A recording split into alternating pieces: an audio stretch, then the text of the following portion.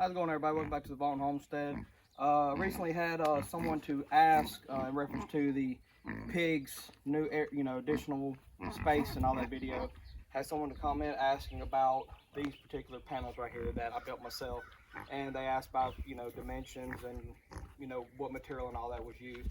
So I figured I'd just go ahead and make a little quick video on how I made these and material and all that's needed. So for basically you're gonna have two different types of panels. You're gonna have your door panel, then you're gonna have your wall panel, which is that one over there. Essentially the door, I do all of my stuff 6 foot tall. That's all the way from the ground level all the way to the top. So you're gonna start off with a 16-foot long 2x4 all the way across the bottom. And of course, if you want to go with a 2x6 or something like that, just for more board, more strength, obviously you can. But as far as for this video, what I use 2x4 stuff. So the bottom board is a full 16-foot long 2x4. And what I do is I take about 8-foot 4x4 post, and then I use that for my ends, and on the wall panel you're gonna have it on each end plus your center for extra sturdy brace and all. So take your 8-foot 4x4, cut them in half, and that'll be of course your two posts for your door panel. You're gonna connect your 2x4 down here at the bottom, and then I do 3 foot. I'm gonna tell you, make sure I do my. Okay, so correction. I did 37 inches from the bottom to the top of this board is 37 inches. Reason being, the wire that I use, which is this 2-inch by 4-inch welded wire, I buy the rolls that are 3 foot tall. So by doing, which are obviously is 36 inches, by doing 37 inches, you can line the top of the wire with the top of this board, and it gives you a little bit of extra room at the bottom to where you can, put the extra staples and stuff like that into the bottom of the frame without the wire necessarily sitting on the ground as well. Then you're going to come back and you're going to add in, because obviously, as you see here, you have a gap between this board and this board. So what I do is I come in, I add in a 2x4 in between my top and bottom frame board to where it makes that a flush to where I can again attach all my wire to.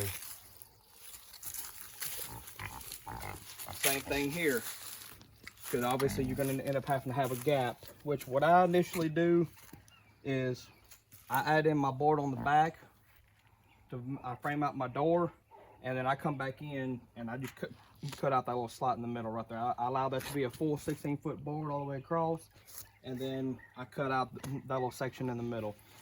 And again, same thing here, you'll put in an additional 2x4 right here to be able to fill in that gap to where you don't have that difference right there, to where your wire can sit flush all the way down.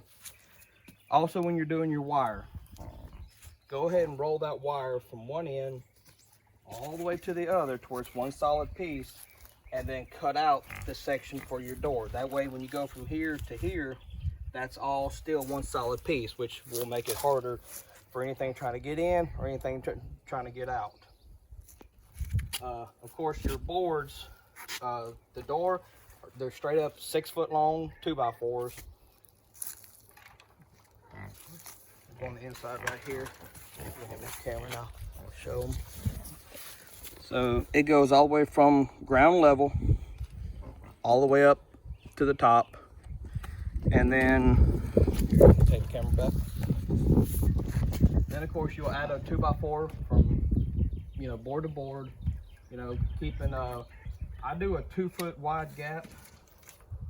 As you can see, it's exactly 2 foot from inside of the frame.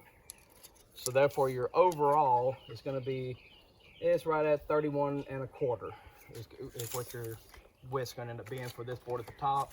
And then I add a board on the back side as well in between the boards and just attach it to here again, just that little bit of extra sturdiness.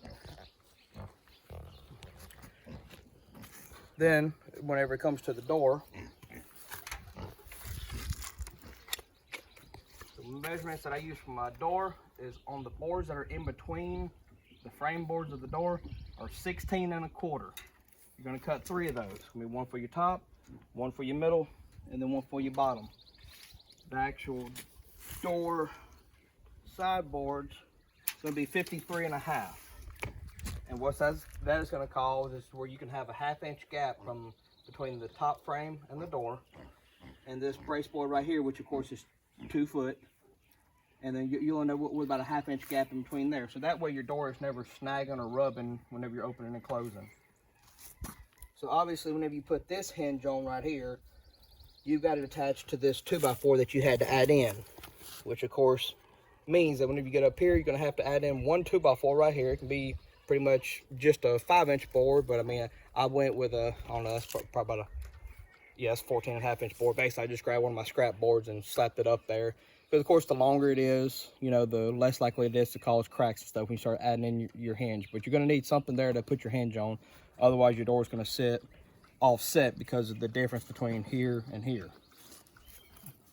Then, what I do as a precautionary, I add a board right here. Again, it can just be a scrap board. Just add it in there. And that just basically works as a door stopper. That's going to keep your door from, you know, wanting to slam too far and go in, depending on what kind of, you know, latch setup that you have. And that's essentially it for the door panel. Like I said, 16 foot long, 3 foot tall, or 37 inches right here. If need be, as you'll see over here on the wall panel, the reason for the 2x4 is at the top of it, which you can also do here, because you do have a foot, you know, a whole extra foot right here that you can add a board to go across there. You can have, you know, your wire going, whichever. The reason I had to do that is because this wall panel was being used at one point for the goats, and the goats, even though that they're pygmies, were able to jump onto the top of this wall here to hop over. So I added in that 2x4 on the top, and just that one extra foot, and of course a hot wire at the top as well, kept them from ever going over again. And you'll see how that's how those panels are over there for the goats. The wire only goes up to the 3 foot, you know, board, but then I had the additional board another foot up at the top, and that has kept them from ever hopping from one side to the other again. For the wall panel, essentially the same thing, just without the door. A solid 16-foot board all the way across the bottom, a solid 16-foot board all the way across the top. Again, 37 inches from the bottom of that frame board to the top of this frame board. And again, you're going to fill in a 2x4 for right here to keep your wire flush on both ends as well as the middle. And then you're literally just going to roll out your wire and attach it. I use 9/16 inch long staples with a Ryobi battery powered staple gun.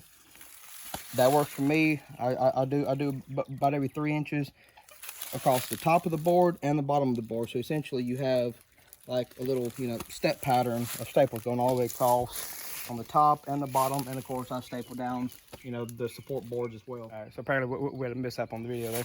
So anyways, to make sure I didn't forget anything, like I said, it ends up with like a little double pattern of staples going across here, across the top board, bottom board, as well as, you know, going down your support boards. Again, your 4x4 post, gonna have one on each end and one in the middle. These top boards, you can either go with a 16-foot long solid board, or you can take you two 8-foot boards just to kind of fill them in. You may have to cut about a, you know, inch or two off of them, kind of depending on if you have any overhang or not.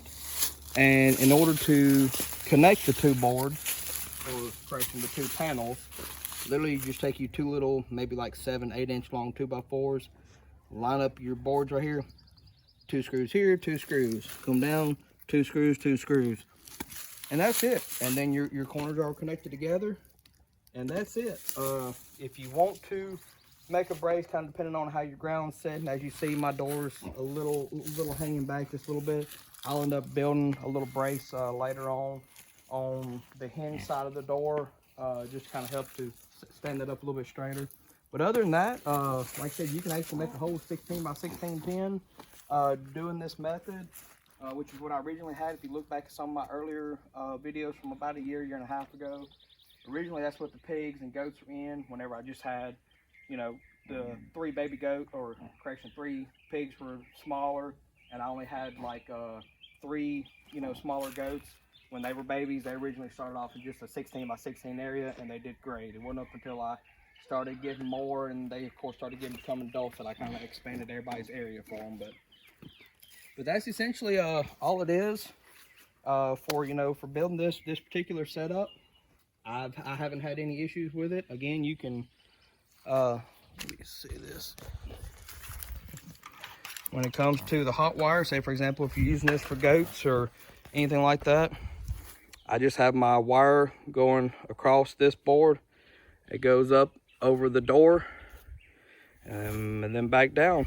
And then I do that, since it's the pig pen, I ain't too worried about them trying to go over.